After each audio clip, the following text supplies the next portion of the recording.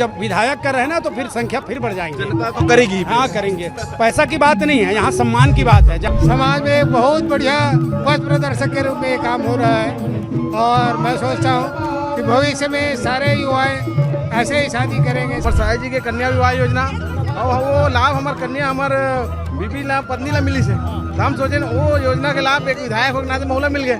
पूरा आशीर्वाद है पूरा प्रदेश भर के हमारे मुखिया विष्णुदेव साहू जी, केंद्रीय मंत्री तूफान साहू जी, अरुण साहू जी और तमाम विधायक और मंत्री मना पूरा क्षेत्र के जनता सर्व समाज के मना आए हुए तो बहुत सुखकर बात है। सबके चेहरा में खुशी हवे, सबके चेहरा में उत्साह नजर आते हैं। परिवार बीपीएल से आते हैं तो मैं सोच रही हूँ कि सादगीपूर्ण हो शादी, माँ बाप के ऊपर कोई बर्डन ना हो, जब सरकार अच्छा योजना देते करके। योजना के जो धन मिलते 50,000 रुपया वो भैया जैसे गात्री से कि आगे जो शिक्षा में आगे बढ़ना चाहते हो मान लो ये पैसा दी, तो ये विषय ला लेके क्या बोलना चाहिए? शासन की योजना धरातल में लाए के काम करत है आदरणीय विष्णुदेव जी की सरकार। आज के दिन बेमेतरा और छत्तीसगढ़ के बहुत ऐतिहासिक